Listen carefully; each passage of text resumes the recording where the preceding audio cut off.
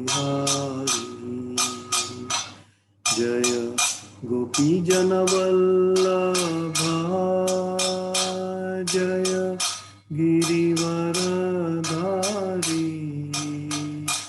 जय गिरिवरधारी जय गोपी जनवल्लभा जय गिरिवरधारी जय गिरिवरधारी जय यशोदानंदन जय व्रजजनरंजन जय व्रजजनरंजन जय यशोदानंदन जय व्रजजनरंजन जय व्रजजनरंजन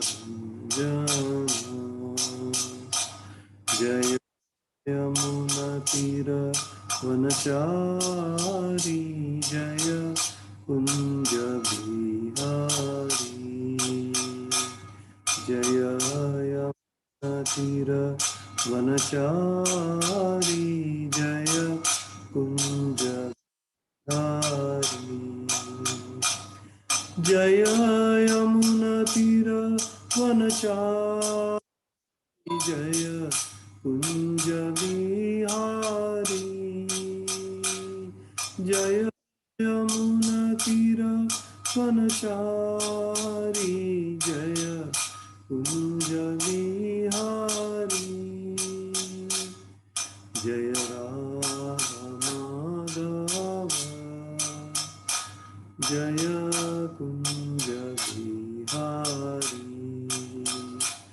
जय राधा माधव जय कुंज बिहारी। श्री श्री राधा नील माधव जी की जय। श्री श्री राधा कुंज बिहारी जी की जय। श्री श्री रुक्मिणी द्वारकाधीश जी की जय। जगन्नाथ बलदेव सुभद्रा मैया की जय। सीताराम लक्ष्मण हनुमान जी की जय। श्री श्री गौ की जय। श्रील प्रभुपाद की जय। श्रील गुरुदेव की जय। अनंत कोटि वैष्णव वृंद की जय। निताई गौर के प्रेमानंदी। हरि हरि बोल। ओम नमो भगवते वासुदेवाय। ओम नमो भगवते वासुदेवाय। ओम नमो भगवते वासुदेवाय। नारायणं नमस्कृत्य नरं चैव नरोत्तमं देवीं सरस्वतीं व्यासं ततो जयं मुदीरये। प्रायेषु अभद्रेषु नित्यं भागवत सेवया भगवती उत्तम के भक्तिर्भवति नैष्टिकी।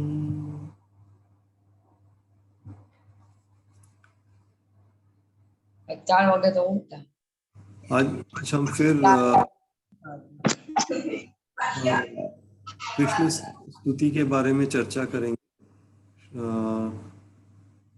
पहला स्कंद 8वां अध्याय 24वां श्लोक। पहला स्कंद 8वां अध्याय 24वां श्लोक।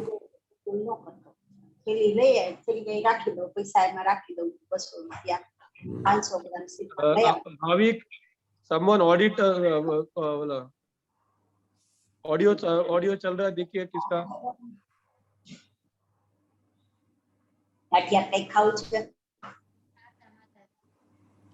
फोन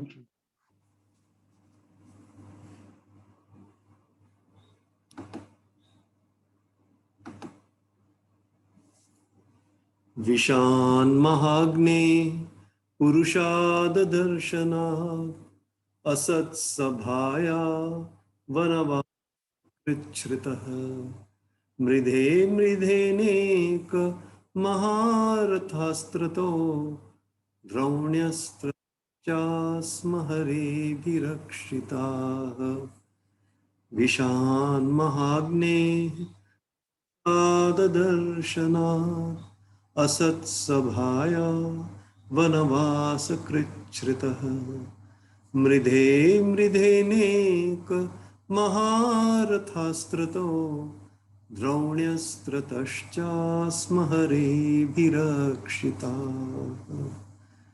विशान् महाग्ने पुरुषा दर्शनात् असत्सभाया वनवासकृच्छ्रितः मृधे मृधेने महारथास्त्रतो द्रोण्यस्त्रतश्चास्म हरेभिरक्षिताः।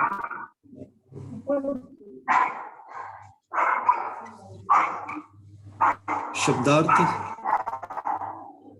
विषात विष से, महाअग्नि प्रबल अग्निकांड से, पुरुष अद मनुष्य के भक्षक से, दर्शनात् मल्ल युद्ध करके, असत दुष्ट सभाया सभा से, वनवास जंगल में प्रवासित, कृच्छ्रित कष्ट से, मृधे मृधे युद्ध में बारंबार, अनेक अनेक, महारथ बड़े बड़े सेना नायक, अस्त्रत हथियार से, द्रोणी द्रोणाचार्य के पुत्र के, अस्त्रत अस्त्र से, च तथा, आस्म था, हरे हे भगवान,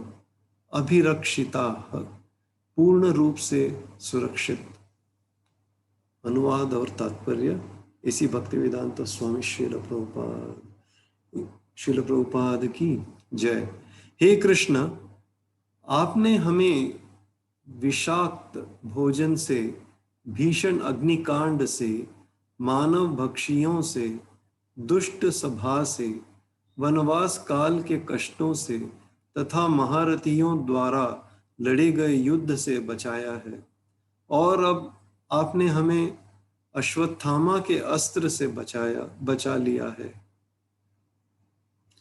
तात्पर्य, यहाँ पर घातक संघर्षों की सूची प्रस्तुत की गई है। देवकी को तो एक ही बार अपने दुष्ट भाई के कारण कष्ट मिला, अन्यथा वे कुशल पूर्वक रहीं, किंतु कुंती देवी तथा उनके पुत्रों को तो वर्षों तक लगातार एक के बाद एक कष्ट उठाने पड़े। उन्हें राज्य के लिए दुर्योधन तथा उसकी टोली के लोग मुसीबतों में डालते रहे, और हर बार कृष्ण ने कुंती के पुत्रों की रक्षा की। एक बार भीम को भोजन में विष खिला दिया गया, एक बार उन्हें लाक्षागृह में रखकर उसमें आग लगा दी गई, तथा एक बार द्रौपदी का चीरहरण किया गया, और दुष्ट कौरवों की सभा में उन्हें नग्न करने का प्रयास करके उसे अपमानित किया गया। भगवान ने द्रौपदी के लिए अपरिमित वस्त्रों की पूर्ति की, जिससे दुर्योधन का दल उसे नग्न होते न देख सका।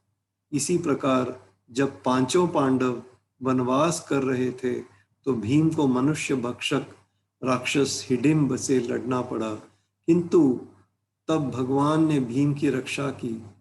यह खेल यही नहीं समाप्त हुआ। इन सब कष्टों के बाद कुरुक्षेत्र का महान युद्ध हुआ और अर्जुन को द्रोण, भीष्म तथा कर्ण जैसे महाबली सेना नायकों का सामना करना पड़ा। और जब सब समाप्त हो गया तो द्रोणाचार्य के पुत्र ने उत्तरा के गर्भस्थ शिशु को मारने के लिए ब्रह्मास्त्र छोड़ा। तब भगवान ने कुरुवंश के एकमात्र संभाव्य वंशज महाराज परीक्षित की रक्षा की। श्रील प्रभुपाद की जय। ओम अज्ञानतिमिरान्धस्य ज्ञानाञ्जनशलाकया चक्षुरुन्मीलितं येन तस्मै श्रीगुरवे नमः। श्रीचैतन्यमनोभीष्टं स्थापितं येन भूतले स्वयं रूप कदा मह्यं ददाति स्वपदान्तिकं। वन्देऽहं श्रीगुरोः श्रीयुतपदकमलं श्रीगुरून् वैष्णवांश्च श्रीरूपं साग्रजातं सहगण रघुनाथान्वितं तं सजीवं साद्वैतं सावधूतं परिजनसहितं कृष्णचैतन्यदेवं श्रीराधाकृष्णपादान् सहगण ललिता श्रीविशाखान्वितांश्च। हे कृष्णा करुणा सिंधु दीनबंधु जगतपते गोपेश गोपिका कांत राधा कांत नमोस्तुते। तप्त कांचन गौरांगी राधे वृंदावनेश्वरी वृषभानुसुते देवी प्रणमामि हरिप्रिये। नमो महावदन्याय कृष्ण प्रेम प्रदायते कृष्णाय कृष्ण चैतन्य नाम्ने गौरत्विषे नमः। वाञ्छाकल्पतरुभ्यश्च कृपा सिन्धुभ्य एव च पतितानां पावनेभ्यो वैष्णवेभ्यो नमो नमः। जय श्री कृष्ण चैतन्य प्रभु नित्यानंद श्री अद्वैत गदाधर शिवासादि गौर भक्तवृंद। हरे कृष्णा कृष्णा कृष्णा हरे हरे, हरे राम राम राम हरे हरे। हरे कृष्णा प्रभु, हरे कृष्णा माता जी।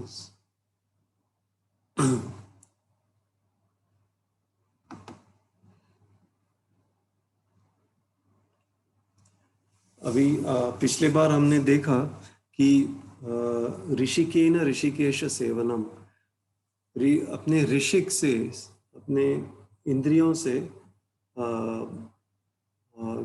कृष्ण यानी ऋषिकेश का सेवा करने से क्या लाभ प्राप्त होता है। इसमें हम थोड़ा और बात करेंगे क्योंकि इस श्लोक से भी जुड़ा हुआ है ये बात। तो हमने देखा पिछले बार कि अगर हम ये इंद्रियों को कृष्ण की सेवा में लगाए रखेंगे तो ये इंद्रिय चोर नहीं बन जाते।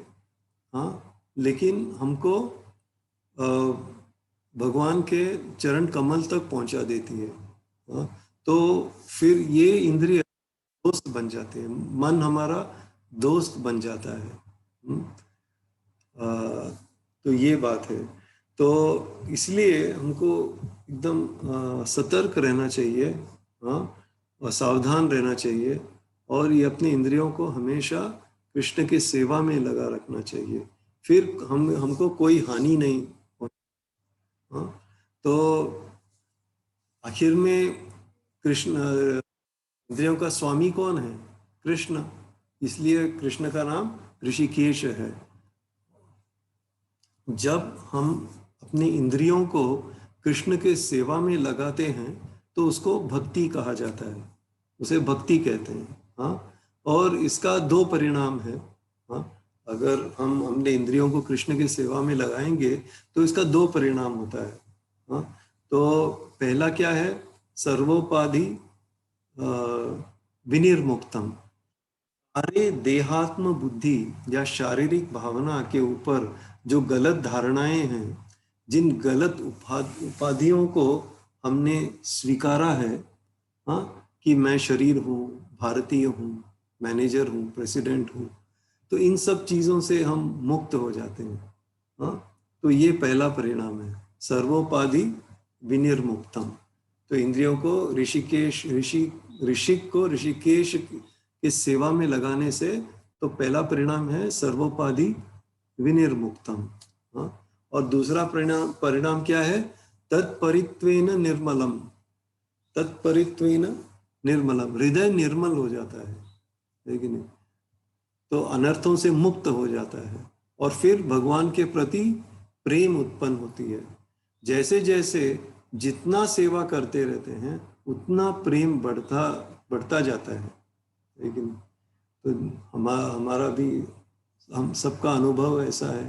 हाँ, जितना हम सेवा करते हैं उतना ज्ञान भी बढ़ता है और प्रेम भी बढ़ता है। ज्ञान बढ़ता है, वैराग्य बढ़ता है और प्रेम की भावना बढ़ती है। हाँ, इसलिए इंद्रियों की परिपूर्णता, इंद्रियों का उद्देश्य है कि इनको भगवान की सेवा में लगाएं। हाँ, इंद्रियों की परिपूर्ण नहीं है कि भगवान की सेवा में लगाएं। सब कुछ, ज्ञान, कर्मेंद्रिय, हाँ, सब कुछ। तो अम्बरीश महाराज का उदाहरण है। हाँ, सबसे उदाहरण अम्बरीश महाराज का है। 9वां स्कंद में हम पढ़ते हैं भागवत में। हाँ, हमें ये हमारे लिए अनुसरणीय है। हाँ, हमको ये कोशिश करना चाहिए महान भक्तों के पाद चिन्हों पर चलने का। हाँ, महाजनों के पाद चिन्हों पर चलने का। तो हाँ, जैसे ये महाजन ये न गथा सपंथा, है कि नहीं? तो कौन कौन महाजन है? कितने महाजन है? 12 महाजन है ना? हाँ, कौन कौन है महाजन? हाँ, स्वयंभू नारद, फिर शंभु शिव जी, हाँ, फिर कुमार, हाँ, कुमार, 4 कुमार, फिर कपिल देव, फिर मनु, फिर प्रहलाद, जनक, भीष्म, बलि, हाँ, फिर सुखदेव गोस्वामी, और फिर यमराज। तो ऐसे 12 महाजन हैं। तो इनके पाद चिन्हों पर हमको चलना चाहिए हमेशा। हाँ, तो इसे साधु वर्तमानुवर्तनम कहते हैं। साधु वर्तमानुवर्तनम, वर्तम यानी कि पथ को वर्तम कहते हैं। हाँ, अनुवर्तनम, तो उनके पथ पर चलना, तो उसको वर्तमानुवर्तनम। हाँ, महाजन येन गता स पंथा, तो महान भक्तों के पाद चिन्हों पर चलना चाहिए। हाँ, ये साधना भक्ति के 64 अंगों में से एक अंग है कि जैसे रूप गोस्वामी ने उल्लेख किया है भक्ति रसामृत सिंधु में।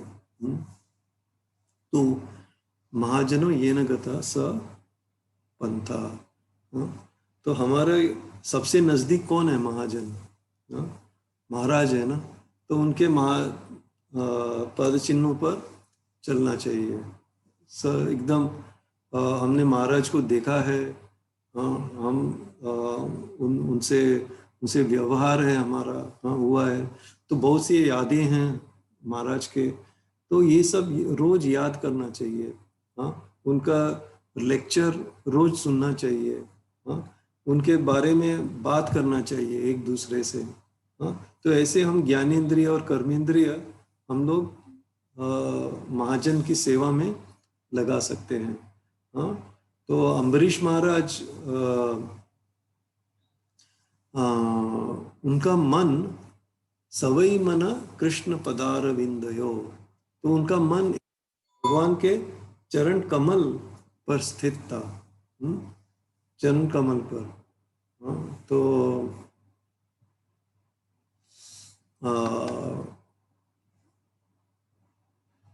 सवई मना कृष्ण पदार विंदयो, तो और फिर तो मन कहीं इधर उधर नहीं जाता था। अनन्यास चिंतयन्तो माम, मयि मन आधत्स्व, मयि मन आधत्स्व, मेरा मन एकदम अपने चरण कमल पर स्थित कर लो। तो मन कृष्ण का चरण का कमल क्या है? अभी इस कलयुग में खास करके पहला और दूसरा स्कंद, भागवत का पहला और दूसरा स्कंद कृष्ण का के चरण कमल है, तो उसमें एकदम स्थित करना चाहिए। महाराज ने कहा become the worm of Bhagavatam, कीड़ा हो जाना चाहिए भागवतम का, तो एकदम उसमें घुस जाना चाहिए भागवतम में। तो ऐसे महाराज कहते थे, तो ऐसे करना चाहिए। सवई मनः कृष्ण पदार विंदयोर, ये पहला चीज है। अम्बरीश महाराज हमको सिखाते हैं महाजन। वचांसी वैकुंठ गुणानु वर्णने, वचांसी, वच यानी कि उनके उनका जीव, कर्मेंद्रिय है ना जीव, वचांसी वैकुंठ गुणानुवर्णने। तो किसके बारे में बात हमेशा वो बात करते थे? भगवान की लीला के बारे में, भक्त के बारे में, धाम के बारे में। जो कोई विषय है कृष्ण से संबंधित तो उसका वर्णन करते थे। हाँ, तो वाचांसी वैकुंठ गुणानु वर्णने, वर्णन करते थे। और सिर्फ वर्णन ही नहीं, अनुवर्णने, अनुवर्णने यानी कि बार बार वर्णन करते थे, बार बार वर्णन करते थे। हाँ, तो ऐसे करना चाहिए। ऐसे नहीं कि एक बार कृष्ण के बारे में बात किया, हाँ अभी फिर अभी टेस्ट मैच चालू हो गया इंडिया वर्सेस इंग्लैंड, इसके बारे में बात करते हैं। हाँ, तो कोहली ने कैसे स्कोर किया, हाँ इसका बॉलिंग कैसा था, तो फिर बाद में बीच में कृष्ण का याद आया तो थोड़ा बात किया, फिर से और कोई आ गया, हाँ न्यूज़, लेटेस्ट न्यूज़। तो ऐसा नहीं करना चाहिए। तो हमेशा वचांसी वैकुंठ गुणानु वर्णने। तो एक बार महाराज अबू धाबी गए थे। हाँ, तो बाय चांस कुछ उनको ये फ्लाइट में कुछ उसका शेड्यूल चेंज हो गया, तो महाराज को अबू धाबी में उतरना पड़ा। तो भक्त लोग सब महाराज को लेकर गए, रात हो गया था, तो महाराज भागवत बात करने लगे। तो सब भक्त सोचे कि अभी महाराज हाँ महाराज ने बोला अभी ये मंगलारती का टाइम हो गया। तो महाराज ने कहा चलो अभी मंगलारती करते हैं। मंगलारती सब किया तो भक्तों ने सोचा कि चलो अभी कुछ सोने को मिलेगा, लेकिन मंगलारती के बाद फिर से कृष्ण कथा शुरू कर दिया महाराज ने। ऐसे करते गए, महाराज बोलते गए, और भक्त थक गए, लेकिन महाराज थके नहीं। इतने हाँ उम्र में इतने बड़े, फिर भी महाराज थके नहीं। हाँ, तो फिर बाद में ये सज्जन प्रिय प्रभु तो उन्होंने पूछा महाराज को बाद में कि महाराज आप कैसे ऐसे बात करते गए, तो थके नहीं क्या आप? तो महाराज ने कहा कि देखो मुझे मेरे श्वास पर कोई विश्वास नहीं है, कभी ये मेरा श्वास चला जाएगा मुझे पता नहीं। अभी जब तक है तो उसको मैं कृष्ण की सेवा में लगा दूं। हाँ, ऐसे महाराज ने कहा। तो ऐसे महाराज अम्बरीश महाराज के पद पर चल रहे थे, है कि नहीं? महाराज अम्बरीश महाराज के पद चिन्हों पर चल रहे थे। हमेशा वचांसी वैकुंठ गुणानु वर्णने, लीला भक्त धाम, जो भी कृष्ण के विषय से संबंधित जो भी चीज है उसका वर्णन करना, कीर्तन गाना। तो ऐसे इस्तेमाल इस तरह करना चाहिए, जीव का उपयोग। हाँ, सिर्फ वर्णन ही नहीं, अनुवर्णन है, बार बार वर्णन करना। हाँ, तो ऐसे फिर करौ हरेर मंदिर मार्जनादिशु, करौ हरेर मंदिर मार्जनादिशु। कर यानी कि हाथ, करौ यानी कि दो हाथ। तो संस्कृत में ऐसा है, एक है, फिर दो के लिए एक शब्द है, और फिर बहुवचन के लिए शब्द, ऐसा। तो दो हाथ यानी कि करौ, करौ हरेर मंदिर मार्ज आदिशो। मंदिर मार्जना यानी कि मंदिर को साफ करना, आदिशु यानी कि इत्यादि, यानी और बहुत से सेवा जो मंदिर में है वो। ये अम्बरीश महाराज वो खुद मंदिर साफ करते थे, और सब कुछ सेवा जो भी था, अर्च विग्रह थे उधर, जो भी सब कुछ सेवा था, साफ करना था, कुछ अरेंज करना था, कुछ करना था, सब कुछ अम्बरीश महाराज ही करते थे। तो एक बार उनकी रानी ने कहा हमारे इतने सारे लोग हैं, नौकर हैं, हाँ, तो वो लोग कर लेंगे, आप क्यों इतना कर रहे हो सेवा? हाँ, तो ये सब काम आप क्यों कर रहे हो? तो महाराज ने कहा, देखो यू नो ये भगवान का सेवा है, कृष्ण का सेवा है। हाँ, ये सेवा मुझसे कोई छीन नहीं सकता। हाँ, मुझसे कोई छीन नहीं सकता, मैं ही करूँगा। हाँ, इससे मुझे रोकना मत, मैं स्वयं ही करूँगा ये सब। तो ऐसे अम्बरीश महाराज ने जवाब दिया। तो देखिए, ये अम्बरीश महाराज कौन थे? ये पूरे जग के राजा थे वो। हाँ, emperor of the whole world, and और फिर भी वो सब ये काम करते थे। तो इसका मतलब क्या है?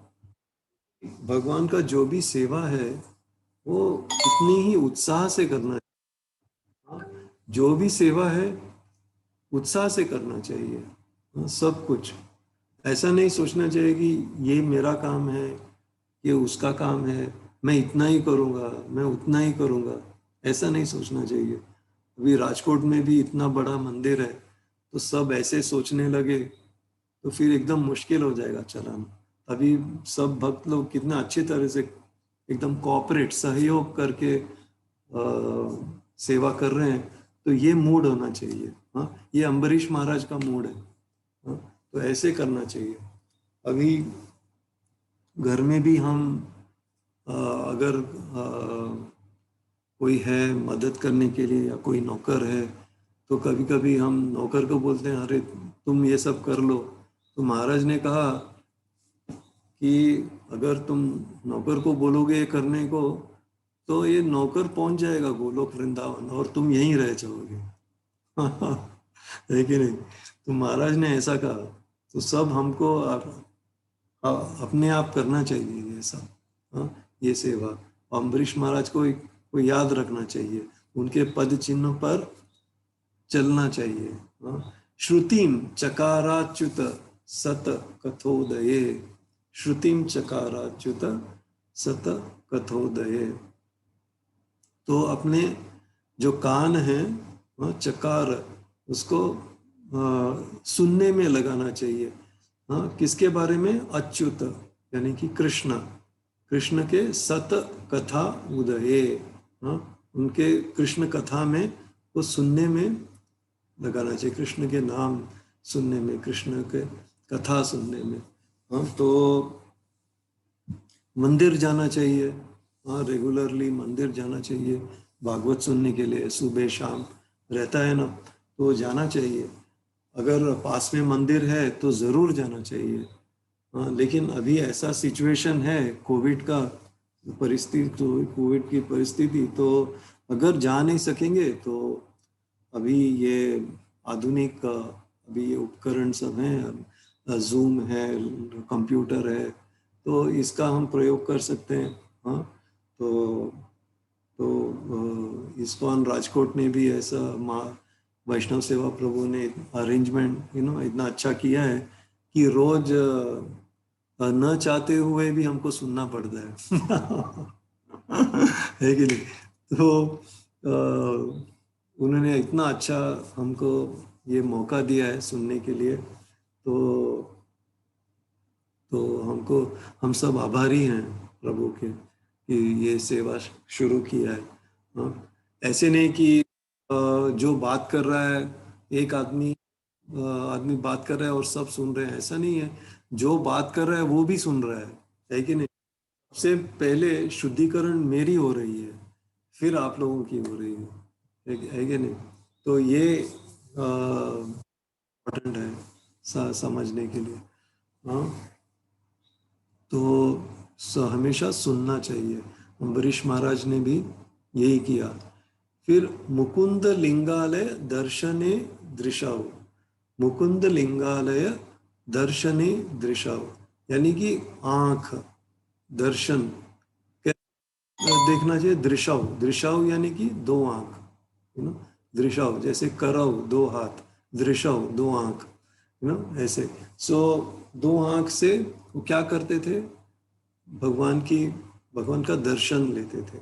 हाँ, और भगवान का जो मंदिर है उसको देखते थे। हाँ, वो धाम है उसको देखते थे। तो इससे हमारी आंख की शुद्धिकरण भी हो जाती है। हाँ, अम्बरीश महाराज ने ये हमको सिखाया। तद्भृत्य गात्र स्पर्शे अंग संगमम। तद्भृत्य, जो भगवान का सेवा करता है, हाँ, तो उनको करके, उनको स्पर्श करके वो, हाँ, तो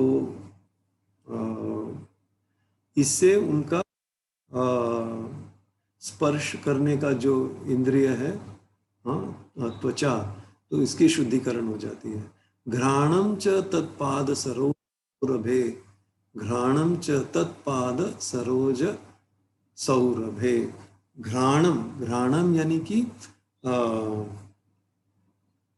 अभी जो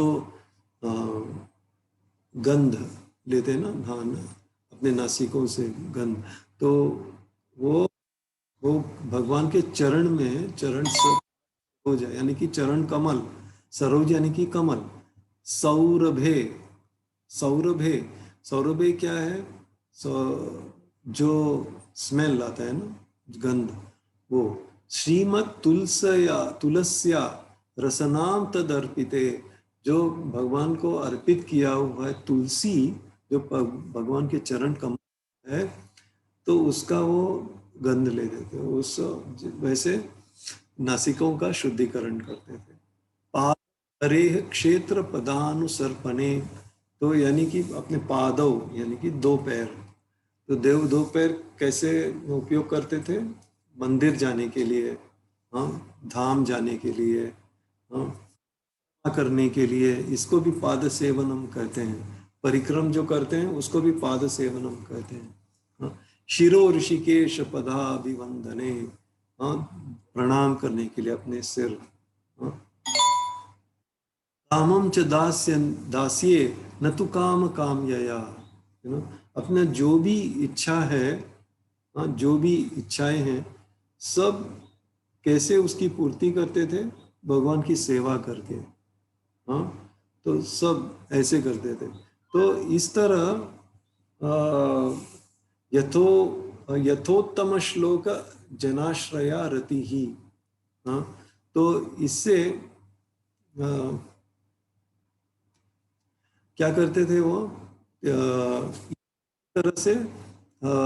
इस तरह से उनकी आसक्ति कृष्ण की ओर बढ़ती जाती थी, और वो सब इच्छा रहित हो जाते थे।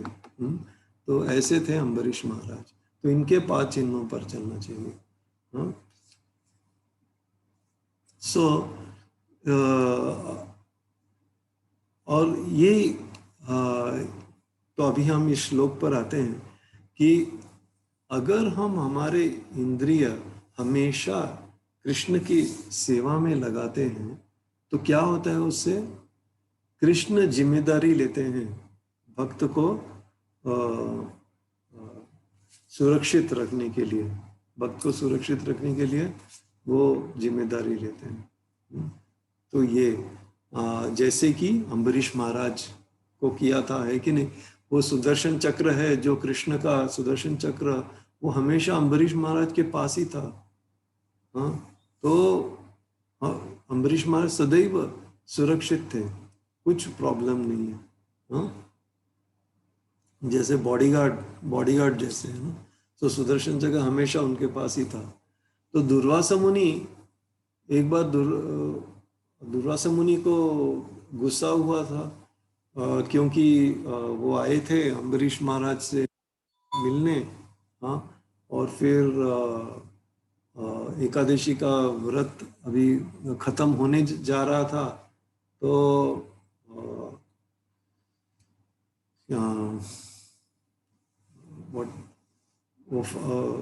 उपवास ना, उसको वो क्या बोलते हैं उसको, he was going to break his fast, Ambarish Maharaj, and then तब दुर्वासा मुनि आए, और अम्बरीश महाराज ने कहा ओके, दुर्वासा मुनि ने कहा कि मैं अभी थोड़ा स्नान करके आ जाता हूँ, तो अम्बरीश महाराज ने कहा कि ओके, मैं आपके लिए वेट करता हूँ, आपका राह देखता हूँ। तो अम्बरीश महाराज ने प्रतीक्षा कर रहे थे दुर्वासा मुनि का, लेकिन बहुत देर तक आए नहीं, और ये टाइम भी था उपवास ये तोड़ने का।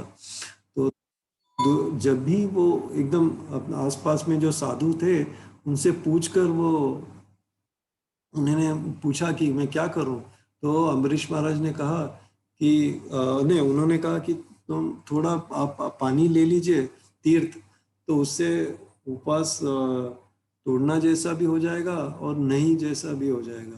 तो दुर्वासा जब वो ऐसे तीर्थ जैसे ही लिया उन्होंने, तभी दुर्वासा मुनि आए वहाँ पर, और उनका अहंकार इतना था, और उन्होंने कहा कि तुम एकदम ऐसे ही भक्त होने का नाटक कर रहे हो, और बहुत गुस्सा हो उनको, अपने सिर के बाल को निकाल के खींच के उन्होंने एक राक्षस बनाया और बोला, कहा राक्षस को, अम्बरीश महाराज को मार दो। लेकिन तुरंत ये सुदर्शन चक्र ने राक्षस को मार दिया, और ये दुर्वासा मुनि के पीछे लग गया ये सुदर्शन चक्र। उतनी गर्मी थी सुदर्शन चक्र से, वो में चारों ओर भागने लगे, कोई उनको बचा नहीं सका, ब्रह्मा शिव कोई। और विष्णु के पास गए, और विष्णु ने भी कहा मैं कुछ नहीं कर सकता हूँ। तब विष्णु ने कहा कि ये दारागार पुत्राप्त प्राणान वित्तम इमं परम हित्वा माम शरणम याताह कथम ताम त्यक्तुम उत्सहे। उन्होंने कहा कि मेरे जो शुद्ध भक्त हैं वो अपना घर यानी दारा अपनी पत्नी, अगार यानी कि घर, पुत्र यानी कि बच्चे, आप्त यानी कि रिश्तेदार, प्राण, अपने सब कुछ सब कुछ त्याग दिया मुझे सेवा करने के लिए। उनको और कोई इच्छा ही नहीं में, तो मैं ऐसे भक्त से दूर कैसे रह सकता हूँ? ऐसे भक्त को छोड़कर मैं कैसे रह सकता हूँ? ये विष्णु ने दुर्वासा मुनि को कहा। क्योंकि कैसे छोड़ सकते हैं अम्बरीश ने कहा कि ऐसे तो हो ही नहीं सकता। तो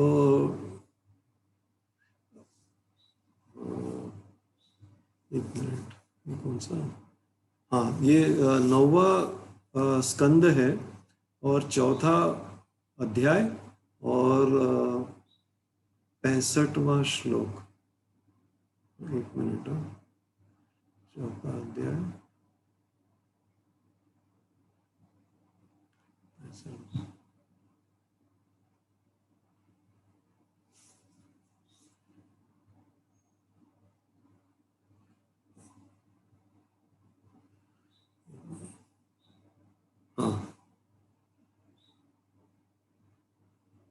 ओके। भगवान की पूजा ब्राह्मण्य देवाय गो ब्राह्मण्य हिताय च शब्दों से की जाती है। इस तरह वे ब्राह्मणों की हितैषी हैं। दुर्वासा मुनि निस्संदेह महान ब्राह्मण थे, किंतु अभक्त होने के कारण वे भक्ति के लिए सर्वस्व अर्पित नहीं कर सकते थे। वस्तुतः महान योगी जन स्वार्थी होते हैं। इसका प्रमाण यह है कि जब दुर्वासा मुनि ने महाराज अम्बरीश को मारने के लिए असुर उत्पन्न किया, तो राजा भगवान की प्रार्थना करते हुए और उन्हीं पर पूर्णतः आश्रित रहते हुए अपने स्थान पर खड़े रहे। 1 इंच भी हिले नहीं अम्बरीश महाराज। किंतु जब भगवान की इच्छानुसार सुदर्शन चक्र ने दुर्वासा मुनि का पीछा करना शुरू किया, तो वे इतने व्याकुल हो उठे कि सारे विश्व के कोने कोने में शरण पाने के लिए भागते फिरे। तो देखिए कितना अंतर है दुर्वासा मुनि और अम्बरीश महाराज में। जब अम्बरीश महाराज के राक्षस अम्बरीश महाराज की ओर जा रहा था, अम्बरीश महाराज ने उस पर ध्यान ही नहीं दिया। सिर्फ भगवान के ऊपर उनका ध्यान था, हिले नहीं वहां से। और ये दुर्वासा मुनि जब सुदर्शन चक्र उनके पीछे आया तो वो भागने लगे। तो ये अंतर है अम्बरीश महाराज और दुर्वासा मुनि के बीच में। अंततः प्राणों के भय से वे ब्रह्मा जी, शिव जी तथा अंत में भगवान के पास गए। उन्हें अपने शरीर से इतना मोह था कि वे एक वैष्णव के शरीर का विनाश करना चाह रहे थे। इसलिए उनकी बुद्धि ठीक नहीं थी, और ऐसा बुद्धिहीन व्यक्ति भला किस तरह भगवान द्वारा उबारा जा सकता है। भगवान उन भक्तों को निश्चित रूप से संरक्षण प्रदान करते हैं जो उनकी सेवा करने के लिए अपना सर्वस्व त्याग देते हैं। इस श्लोक में दूसरी बात यह कही गई है कि दारागार पुत्राप्त अर्थात घर, पत्नी, संतान, मैत्री, समाज तथा प्रेम के प्रति अनुरक्ति होने से भगवान की कृपा नहीं प्राप्त की जा सकती। जो व्यक्ति भौतिक सुख के लिए चूल्हा चक्की के लिप्त रहना चाहता है वह शुद्ध भक्त नहीं हो सकता। कभी कभी शुद्ध भक्त में भी पत्नी, संतान तथा घर के लिए आकर्षण हो सकता है, किंतु यदि उसी के साथ वह अपनी शक्ति भर भगवान की सेवा करना चाहता है तो भगवान ऐसे भक्त के लिए विशेष प्रबंध करते हैं। वे उसकी झूठी आसक्ति की वस्तुओं को छीन लेते हैं और इस तरह उसे उसकी पत्नी, घर, बच्चे, मित्र इत्यादि की आसक्ति से मुक्त कर देते हैं। भक्त को अपने धाम वापस बुलाने के लिए उन पर यह विशेष कृपा है। जय। कितना अच्छा है ये। तो किस तरह भगवान रक्षा करते हैं अपने भक्तों का, है ना। और ये 9वां स्कंद 4था अध्याय 68वां श्लोक में भी भगवान कहते हैं, साधु हृदयम मह्यम साधुनाम हृदयम तुहम मद अन्यत्तेन जानन्ति नाहम तेभ्यो मनागपि, है ना। तो मेरे भक्त में सदैव मेरे हृदय में रहते हैं और मैं भी उनके हृदय में रहता हूँ। हाँ, मेरे सिवाय और किसी के बारे में सोचते नहीं हैं, मैं भी उनके सिवाय किसी और के बारे में नहीं सोचता हूँ। तो ऐसा है। पांडव भी ऐसे ही थे, देवकी ऐसी थी, कुंती माता ऐसी थी। तो हमेशा कृष्ण की याद में रहते थे, वो कृष्ण की सेवा में लगे रहते थे और कृष्ण के अनुदेश का कैसे पालन करें यही उनके मन में हमेशा विचार रहता था।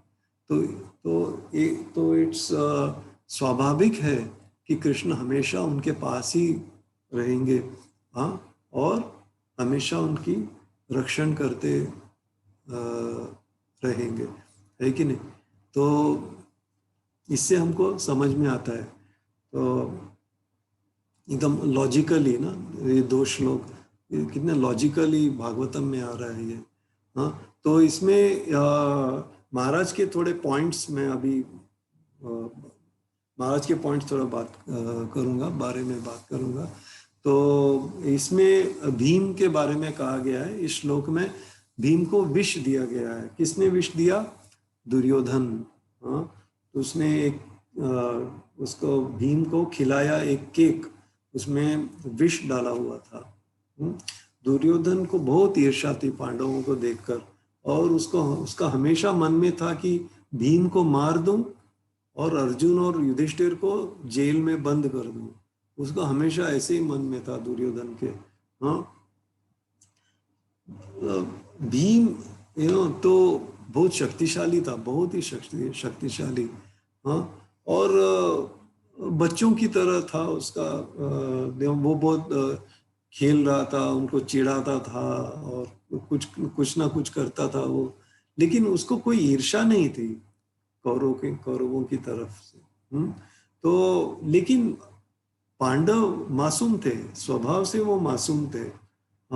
और उनको ये समझ में नहीं आया कि ये दुर्योधन इतना ईर्ष्यापूर्ण है, बहुत ही ईर्ष्या है, और बहुत से आयोजन ऐसे करता था, क्योंकि ईर्ष्यापूर्वक ऐसे।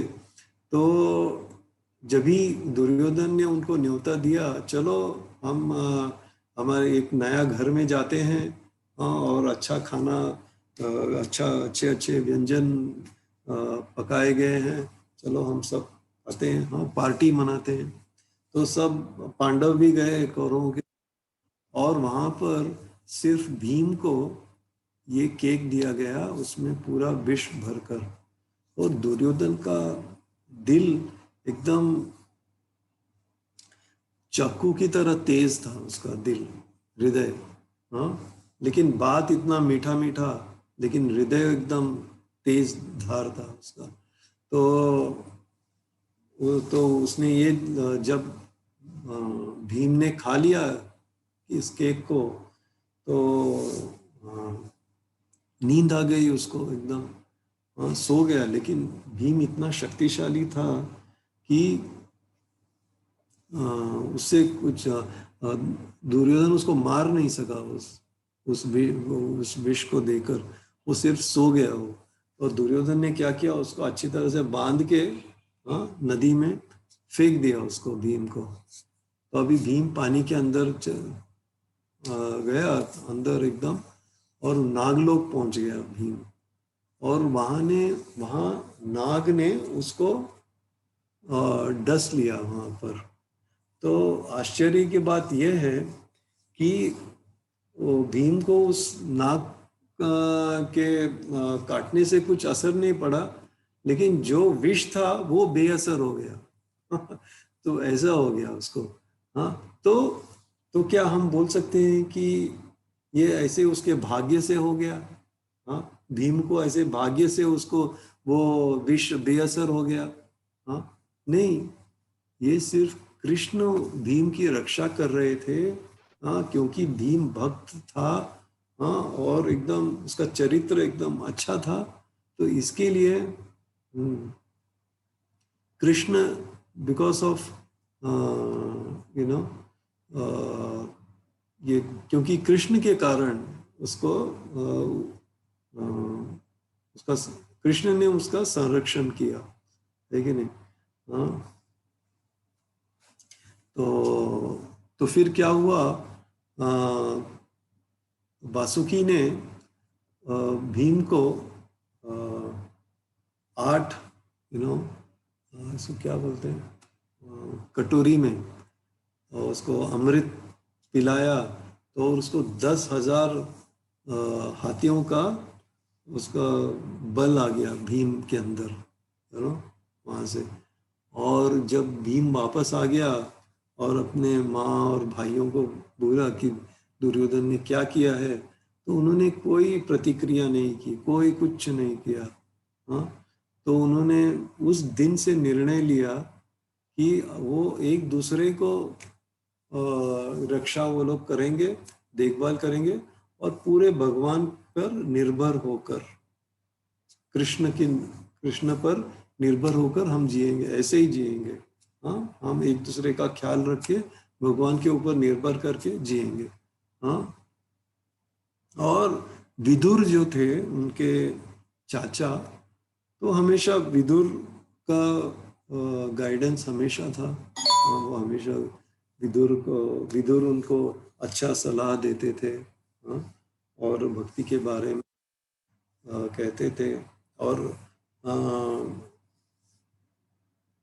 और उनको पता था कि भगवान की सेवा करने से भगवान भी उनका रक्षा करेंगे।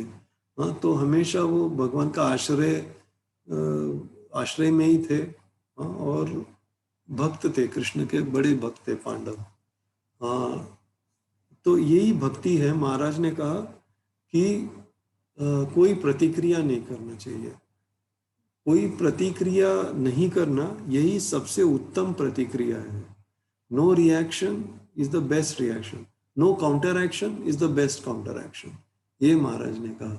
हम जितना भी प्रभावशाली क्यों ना हो, हाँ, लेकिन प्रतिक्रिया नहीं करनी चाहिए।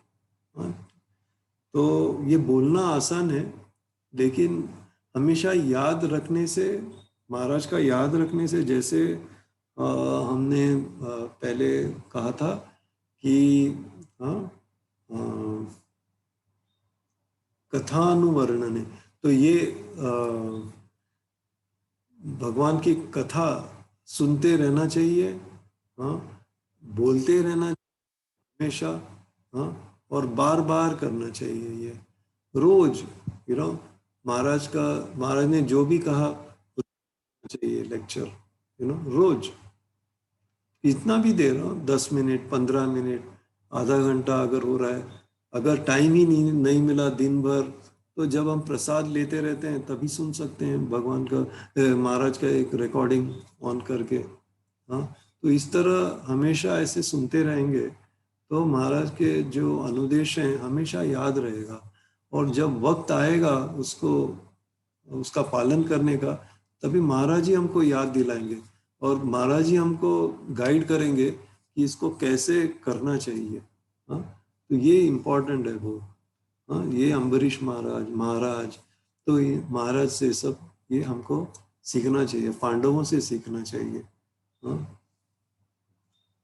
और दूसरा क्या इसमें इस श्लोक में लिखा है, जो गृह बनाया था, लक्ष्य गृह बनाया था, तो वो किसने इसका प्लानिंग किसने किया था, आयोजन धृतराष्ट्र, हाँ, एंड और फिर दुर्योधन, उन दोनों का प्लान था, हाँ, कि धृतराष्ट्र ने देखा कि ऐसे जैसे जैसे दिन आगे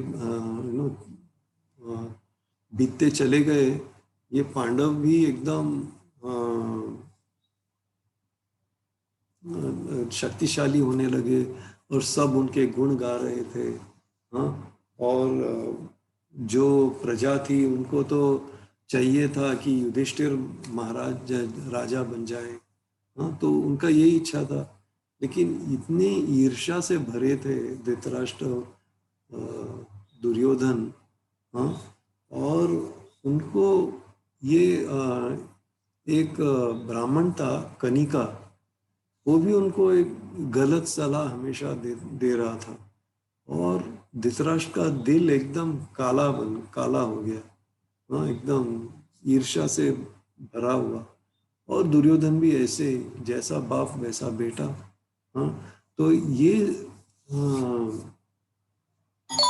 हमको सिखाता है कि ईर्ष्या से कैसे हमारा व्यवहार एकदम बदल जाता है, हाँ। और जो असत्संग, हाँ, जो बैड एसोसिएशन है, वो हमारे दिल पर कैसा परिणाम करता है, हाँ। तो ये भी अच्छा नहीं है, तो हमारा संग हमेशा अच्छा होना चाहिए, हाँ। संग आसपास में जो हमारा संग है हमेशा अच्छा होना चाहिए, हाँ। तो इससे क्या होता है, हमारा दिल साफ रहता है, दिल साफ, फिर ईर्ष्या भी नहीं रहती है कि नहीं। अगर दिल साफ हो गया, हृदय साफ हो गया, तो ईर्ष्या भी नहीं है, हाँ। तो हमेशा ऐसा होना चाहिए।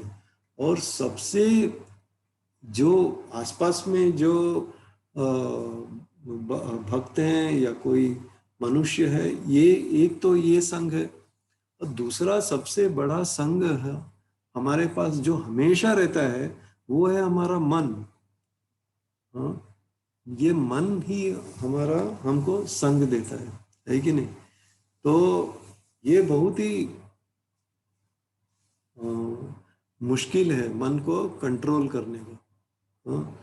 तो तो अर्जुन ने भी कृष्ण को कहा, हाँ, तो बहुत ही मुश्किल है, जैसे जैसे स्ट्रॉन्ग विंड है ना, उसको कंट्रोल करने को कितना मुश्किल है, वैसे हमारे मन को भी कंट्रोल करना, नियंत्रित करना बहुत ही मुश्किल है, हाँ। तो इसका संग सबसे हमारा ऊपर बहुत ही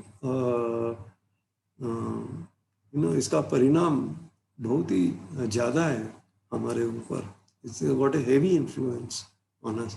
इसलिए मन को हमेशा सवई मनः कृष्ण पदारविंदयो, हमेशा कृष्ण के चरण कमल पे ही रहना चाहिए, तो और अपना साधना करते रहना चाहिए। हाँ, यही कृष्ण ने अर्जुन को जवाब दिया, अभ्यास करना चाहिए। हाँ, प्रैक्टिस, साधना कंटिन्यूस, चैंटिंग कंटिन्यूस। हाँ, तो भक्ति सिद्धांत सरस्वती ने भी कहा, सोने के पहले मारो झाड़ू से अपने मन को, chant Krishna's name. When you get up, चप्पल से मारो, चैंट कृष्णास नेम, फिर से जप करो कृष्ण का नाम। हाँ, सोने के पहले, सोने उठने के बाद, तो ऐसे करना चाहिए। मन को हमेशा नियंत्रित रखना चाहिए, क्योंकि ये संग जो है, हम जब सत्संग कहते हैं तो हम दूसरे भक्तों के बारे में सोचते हैं, लेकिन हमारा मन है वही सबसे ज्यादा प्रभाव करता है हमारे हृदय पर। हाँ, तो इस मन को कंट्रोल करना चाहिए, very very important, you know.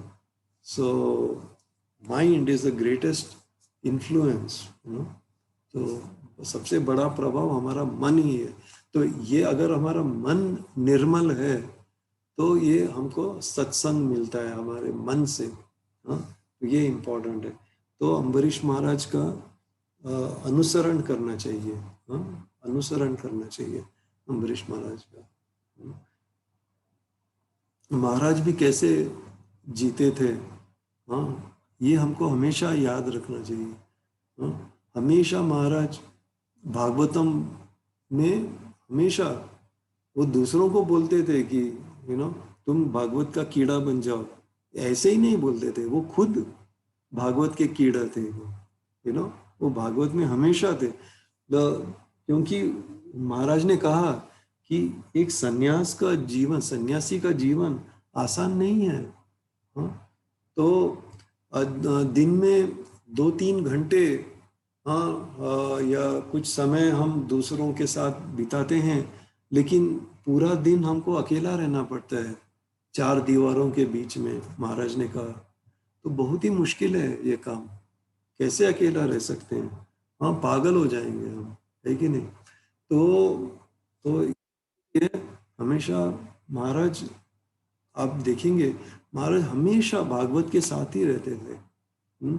तो अगर महाराज कमरे में हैं तो ऐसे खिड़की से अगर आप झांक के देखेंगे तो आपको दिखेगा कि महाराज का हाथ में हमेशा भागवतम ही रहता था।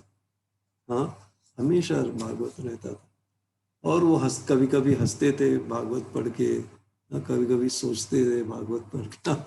तो ऐसे थे महाराज, तो इस तरह से अपना हमारा मन, हाँ, भगवान के चरण कमल में हमेशा रखना चाहिए। कृष्ण स्वधामोपगते धर्म ज्ञानादिभि सह कलौ नष्ट दृशामेश पुराणार्को धुनोदितः। कृष्ण यहाँ से जब चले गए, हाँ, तो धर्म और ज्ञान के साथ तब क्या किसका उदय हुआ? भागवत का उदय हुआ। हाँ, तो भागवत जब कृष्ण पुस्तक के रूप में अवतार लेते हैं तो उस पुस्तक को क्या कहते हैं? श्रीमद् भागवतम। तो कृष्ण और भागवत में कोई फर्क नहीं। तो हमेशा भागवत का संग रहेगा तो हमारा मन भी निर्मल रहेगा, तो हमको हमारा मन का अच्छा संग मिलेगा। तो ये मन हमारा सबसे बड़ा दुश्मन हो सकता है, हमारे इंद्रिय भी सबसे बड़ा दुश्मन हो सकता है, लेकिन सबसे बड़ा मित्र भी हो सकता है कि नहीं? हाँ, और ये मित्र होने से कृष्ण का संरक्षण प्राप्त कर सकते हैं, जैसे कि पांडवों ने पाया, है कि नहीं? तो अभी 8:40 हो गया, तो हम इसके साथ, हाँ, अगली बार हम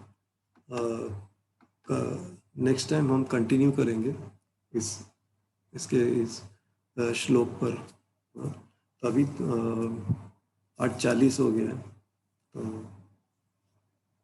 तो is it okay? Hare Krishna. Hare Krishna. Yes प्रभु जी, हम बाकी का नेक्स्ट टाइम करेंगे। अगर किसी को कोई प्रश्न है या कोई कमेंट है तो आप दे सकते हैं। हाँ, पार्थ पार्थ प्रभु।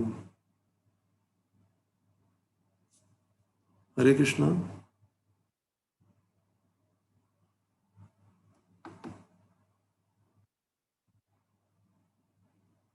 Hare Krishna. Hare Krishna. Yes, I think nobody has, प्रभु जी।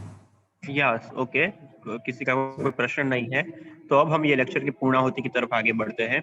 तो मैं इस्कॉन मंदिर राजकोट के प्रमुख श्री वैष्णव सेवा प्रभु जी की तरफ से गोवर्धन प्रभु जी का धन्यवाद करना चाहता हूँ। भाविक यस, एक मिनट। यस प्रभु जी। गोवर्धन प्रभु। हाँ, यस प्रभु जी। हरे कृष्णा। बहुत सुंदर आप एक्सप्लेन कर रहे हैं। दो चीज आप ख्याल रखना, खाली जब आप श्लोक बोलते हैं तो हिंदी में बोलिए, लेकिन साथ में वापिस एक बार रिपीट कीजिए इंग्लिश में, क्योंकि कुछ कुछ इंग्लिश शब्द तूने सभी को, खासकर इंग्लिश आंकड़े फिगर्स है वो ख्याल नहीं आता है। तो अभी नेक्स्ट टाइम आप जब भी श्लोक बोलेंगे तो इंग्लिश में बोलना, जैसे 6.2.5 इस तरह। Okay okay. और दूसरा, आप बैठे हैं तो आपके लाइट आपके पीछे है प्रभु जी, तो लाइट हमारे आंखों में आ रहे, आप फेस बड़ा दिखता नहीं आपका बिल्कुल। तीनों लाइट देखे, तीनों लाइट आपका अंदर दिख रही है, हमको दिख रही है, आप जरा ये दिखते हैं क्योंकि लाइट आंखों में ब्लंट। प्रवचन बहुत सुंदर था, विषय बहुत ही सुंदर था और बहुत अच्छा प्रेजेंटेशन था, उसमें कोई कुछ भी हमको बहुत बहुत अच्छा लगा, बहुत बढ़िया। Thank you. ओके भाविक। ग्रंथराज श्रीमद् भागवतम की जय, प्रभुपाद की जय, श्रील गुरुदेव की जय, अनंत कोटि वैष्णव वृंद की जय, जय गौर प्रेमानंदी। हरि हरि बोल।